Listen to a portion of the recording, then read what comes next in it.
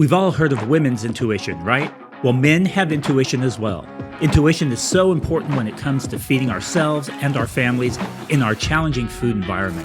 This podcast explores a variety of topics related to a powerful, evidence-based eating framework called intuitive eating that integrates instinct, emotion, and rational thought. My hope is that it will help you finally break free of the perpetual diet cycle. This is the Men's Intuition Podcast. All right, and welcome back to another episode of the Men's Intuition Podcast. I'm Jeff Ash, your host, certified nutritionist, personal trainer, and intuitive eating coach. And I'm glad to be here to talk about another important topic, I think. So this past week, I was part of a panel discussion on ultra-processed food and its impact on mental health. And this thing was live streamed. And so it was a really interesting discussion, really enjoyed my time. And I thought I'd share a few thoughts on this topic here on the podcast after having this discussion.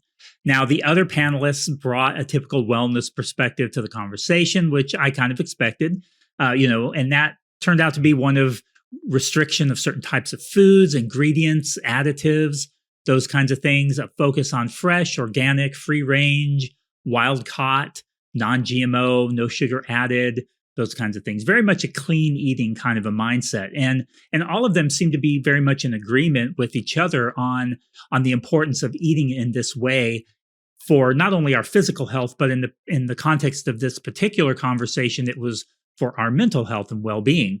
Now, I, of course, being an intuitive eating advocate and intuitive eating coach, I brought a very different perspective with intuitive eating to the conversation. Now, I don't want to broad brush, but in general, to summarize, a typical wellness view is basically eliminate processed foods because they're inherently bad for us and harmful, basically in any amount.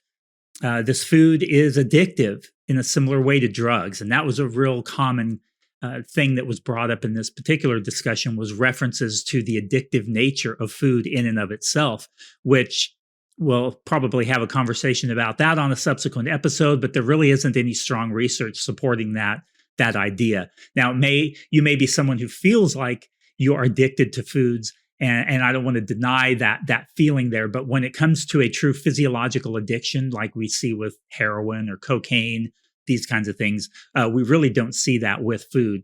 And when you start getting into intuitive eating and implementing those principles, you really do start to find out that, oh, you know what, I can eat these foods that I once thought that I was addicted to, and that the addictiveness of these foods really came down to how I thought about the foods, my relationship to the foods, rather than the foods themselves. But, another common thing there is that consuming them is essentially falling off the wagon. So consuming these kinds of processed foods is basically something that should be avoided. And when we do, it's something that we should feel bad about. I fell off the wagon. I ate sugar. I ate potato chips. I ate whatever food, fill in the blank, and that you need to get back on track. In some circles, it's acceptable, but it's more thought of as a cheat. So you're sort of cheating on your normal, healthy, in quotes, way of eating in favor of cheating and having this little splurge and then getting back on track, the next day or after the weekend, that kind of thing. Of course, those of us who maybe have struggled with binge eating in the past or binge-like type eating episodes, we know that often this restrictive mindset is in fact what leads to the binge eating. Now, an intuitive eating perspective is a bit more like if you like and enjoy a particular food, you should not restrict yourself from it unless you're, of course, allergic to it or it exacerbates some medical condition that you have. You should eat foods and combinations of foods that both fuel your body and satisfy your soul and sustain you from one meal or snack to the next, that kind of thing. And also an important aspect of that is to pay attention to the messages that our bodies give us. We're all different. Different foods impact each of us in different ways. And if your body's telling you something, then intuitive eating helps you to learn to and honor your body by listening to it. If your body is giving you a message that says this probably is not a good thing for you, or at least in maybe that quantity or at this particular time, we honor that. And we don't do it from a place of guilt or shame. We just say, yeah, you know what? When I eat this particular food, it doesn't feel particularly great. And so maybe I shouldn't eat that or not eat it in the amount that makes me not feel particularly good. So it's a very different way of approaching the topic of how foods impact us and affect our mental health. Now, one thing I did want to point out is that there is some evidence that ultra-processed food consumption may negatively impact our mental health. So I want to be just upfront with you on there. There was actually a meta-analysis, which is basically a study of studies. It's where they take a number of other studies, bring all their findings together, and analyze that information to try and answer the questions related to a particular topic. And there was one that came out this year, just actually back in June of 2022, called Ultra-Processed Food Consumption and Mental Health, a systematic review and meta-analysis of observational studies. So this was from someone named Lane and their colleagues.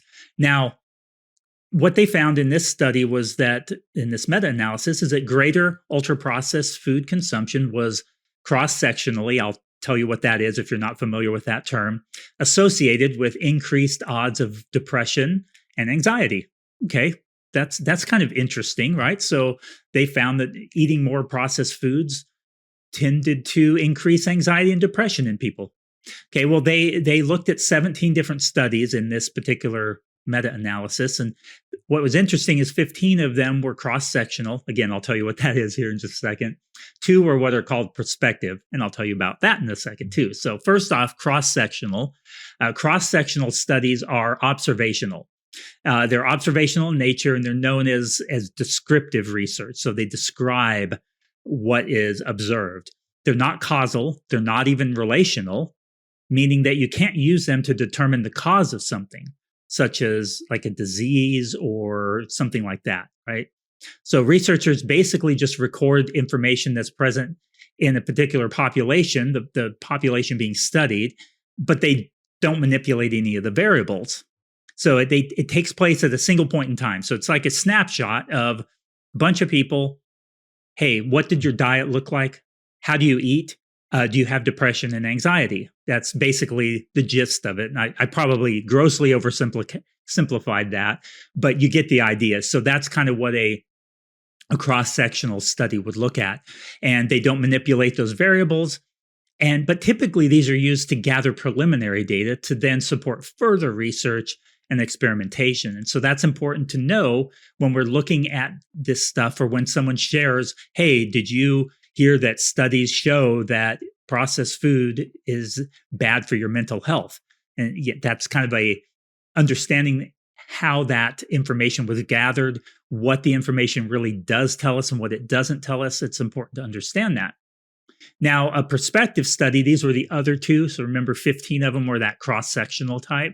The other 2 participants that are enrolled in the study before they develop the outcome or the disease or whatever it is that's in question. And then they're observed as it kind of evolves over time to see who develops it and who doesn't. So that's a little bit different. So, they start off with people who don't have depression, don't have anxiety, ask them about their diet, and then over time they monitor them and their diet, and then find out who develops anxiety and depression and who doesn't, and then kind of look at the results. But as you can see, there are numerous confounding factors in both of these approaches. Does the food actually cause depression and anxiety? And often people will, depending on the lens that they're reading the research through, they will come to different conclusions. We all have biases. You have biases. I have biases. Researchers have biases. And so the other way that you could look at this is, or does the depression and anxiety often cause people to gravitate toward these ultra-processed foods? And that's kind of where I would tend to come at it from that position. Not that there isn't plausible that these things negatively impact our mental health in and of themselves, but I would tend to think, just in my own experience and in working with clients and seeing these behaviors play out, that it's often more, hey, when you're depressed, anxious, sad, lonely, those are the things that tend to drive you to those other kinds of foods, that kind of thing. All right, so I did want to contrast the findings of that paper with something else that's related to intuitive eating and mental health. Now, this one was a paper by Jake Linardon, and it came out in 2021. And Jake Linardon and his group there, Tracy Tilka was involved with this one also. And it involves intuitive eating and its psychological correlates. And this was a meta-analysis also. So that's the title there too, intuitive eating and its psychological correlates, a meta-analysis. This one included 97 studies, which is quite a few studies.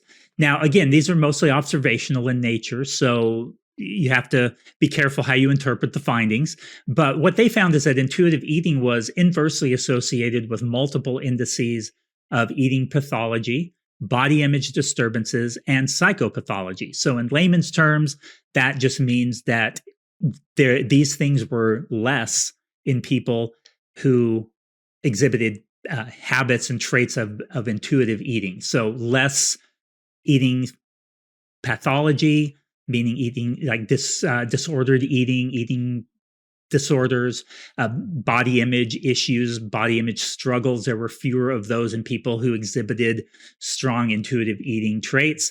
And then likewise, it was also associated with numerous positive psychological constructs like positive body images, self-esteem, and well-being. So intuitive eating in this study, and just as kind of a reminder here, if this is one of your first episodes that you've listened to, it's characterized by a strong connection with physiological hunger and satiety cues and eating in response to rather than ignoring these cues, which dieting tends to do. It tends to encourage us to ignore these cues in effort to stay in a calorie deficit. We don't think or obsess about food all the time. That's another common trait of intuitive eating. No dieting. We don't classify foods as good or bad or healthy or unhealthy. They select foods that they typically enjoy while still enabling their body to function optimally. Rely on hunger signals to determine when and how much to eat. Respecting our satiety signals by refraining from eating when comfortably full. All of these kinds of things are qualities and characteristics of intuitive eating. And these are things that would be observed in the people in this study who exhibited these positive psychological outcomes. So that's pretty cool, I think. People who exhibit characteristics of intuitive eating tend to naturally have better psychological health. And it would make sense because intuitive eating in many cases undoes a lot of psychological damage related to our relationship with food that's developed over the course of our life.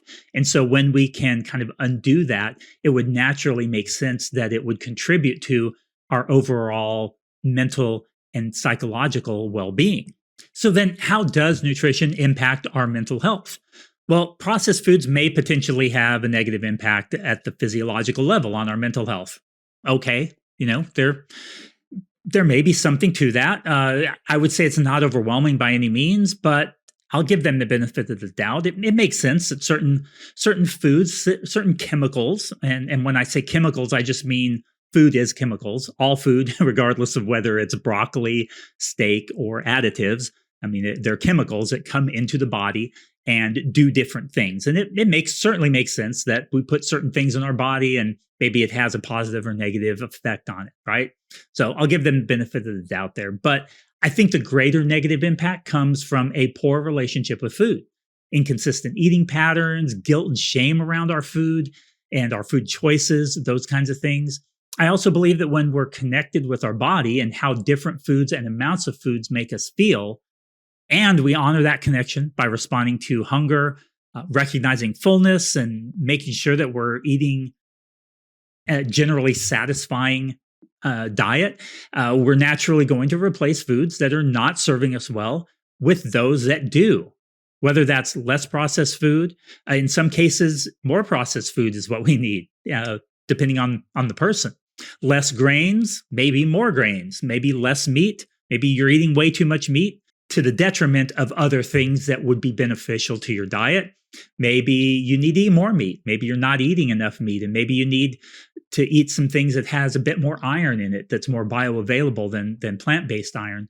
And so it may be that could really help you in some other areas of your health. Less sweets, maybe more sweets because you've been restricting. And again, it's causing binge eating problems or binge-like eating episodes to occur because of the restriction, that kind of thing. So again, it all depends on the individual and what it is that's going to best serve your body. Remember, restriction is a key factor in problems with our relationship with food. It can impact us socially, economically, physically, psychologically, emotionally. All of these different facets of health can be impacted positively and negatively by our relationship with food. And we know that restriction, this is something that shows up time and time again, tends to contribute negatively to these different facets of health. So if you find that consuming large amounts of food with added sugar seems to worsen depression and mental health, then honor your body by providing it with those foods that make you feel better. That just makes natural sense. It's not shiny, it's not fancy, it's just kind of almost common sense, right? Alternatively, if there are things that you're restricting that you truly miss and that really add enjoyment, satisfaction, and value back to your life, but maybe they're demonized by wellness culture, maybe you need to add that stuff back in. All right, so that's it for this episode. So I hope that you found that helpful. I am planning to release some episodes down the line here that will be a little bit more practical in nature as far as, okay, so we talked about this general concept of processed food, mental health, talking about different foods. You know, I brought up food addiction, that kind of thing. And so I know that a lot of us are struggling with very specific kinds of things that would be nice to address. And so I'll be addressing some of those things, like dealing with particular foods that you feel are problematic for you as an individual. It could be candy, it could be chips, it could be whatever, some kind of a food that seems to have this pull, this control over you. And so we'll look at some very practical ways to walk through and deal with those kinds of things. So thanks again for listening. And I look forward to bringing you more episodes in the future.